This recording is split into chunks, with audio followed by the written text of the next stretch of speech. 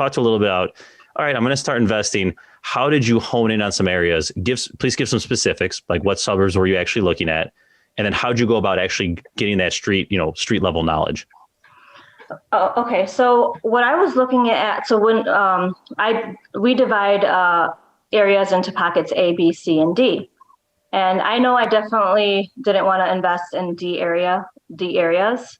And then the areas were more affluent areas, didn't really work numbers wise when it came to rentals, because most people in affluent areas are homeowners and they're not going to be renting. So your pool of tenants is going to be a lot less.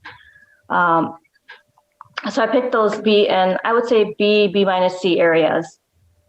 And what I did was I started researching, areas that were, had opportunities, maybe, businesses around it, suburbs that had lower crime rates. I looked at the ratio of rentals to homeowners to make sure that wherever I was investing had, a good percentage of rentals. And I chose my first 8 to 10, and then I printed out a map. I went to Kinko's, printed out a map, and kind of just highlighted like areas that, like the parks that I knew, but then I looked for people who lived in those areas. So in my book, I explained that there was this guy that actually lived in Lyons and grew up in Lyons. And that was where I first bought my property, right? So I took a map and just sat down with him for an hour, and it took 3 different highlighters. And I was like, okay, this area floods usually because of, the water in the area. So don't buy here. This area had a quarries in the past. So some of the houses around that area have foundational issues. So don't buy on these 2 streets.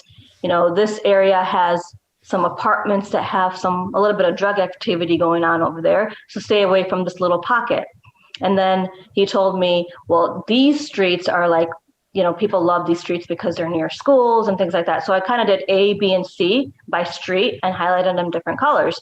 And then I took a picture of that map, stored it on my phone, so that when I had a property come up that was on, through the MLS, I would quickly look at that map, do my numbers, and reach out to, make that offer as soon as possible.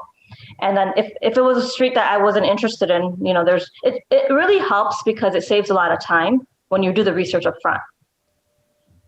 So I did that with some of the other towns as well. And then eventually I got to the point where, I was good enough that I didn't have to do those maps. I just kind of kept those in my head. And I like when you get to know areas and towns, you pretty much know what to stay away from.